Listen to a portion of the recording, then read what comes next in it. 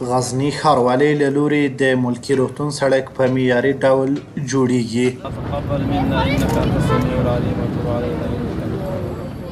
یاد سړک په داسې حال کې نن وروسته د غرمې افتتاح شو چې د غزني والي الحاج حفیظ محمد امین عمري، محترم ښاروال مولوي محمد نبی حمزه، د ښاروالۍ ریاست د سکتوري او مسلکي امیر حاجي فضل احمد مدني او یو شمېر نورو ملکي مسؤلینو او خبریالانو ګډون درلود. د غزني ولایت محترم والي صاحب د سیمې خلکو ته د دغې پروژې د کار د پیل له امله مبارکي وویله او له پلي کوونکو څخه یې وغوښتل چې کیفیت ته یې په جدي توګه پاملرنه وکړي. د کیفیت په رابطه باندې کوشش ان شاء الله العزیز دا شرکت والا قراردادي هغه دا وعده وکړل چې هغه د څومره شی استعمالیږي هغه به ټول با کیفیت وي.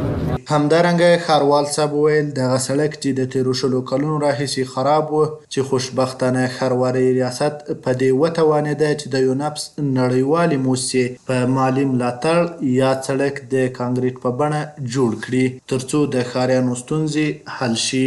اشرف خاني د سړک چې ډېر اوږده سابقه په خرابوالي کې لري چې دا سړک چې د خلکو ربط آمد و د مریضانو تګ و راتګ هم په دې لاره باندې و نو دلته وخت ډېر په دې خاطر باندې ونیول چې د اوبو مشکل و د اوبو لارې ته ترتیب نه جوړېدو هر وخت چې به سړک جوړ شو بېرته په یو کال کې اوبه هلته ورباندې ولاړې وي او سړک بیا خرابول نو الحمدلله موږ په دې باندې وتوانېدو سړک تر دا کوم موجوده سړک چې خراب دی دغه د جوړېدا او هم د جوړیچې د اوبو د لارې دا دواړه معضلې حل شوې. بل لور ته د دې سړک د جوړولو له چارو څخه د دویمې ناحیې اوسېدونکي خوښي ښودله او د غزني ښاروالۍ ریاست د رهبرۍ څخه یې د زړه له تله مننه وکړه.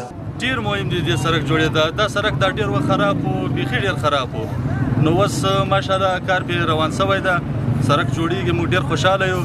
ډېر خراب و دا سړک، دا خلک ډېر په تکلیف و، ډېر مشکلات و دې سړک. تعالی دې دوی ته توفیق ورکړي چې نور هم ښه کارونه وکړي.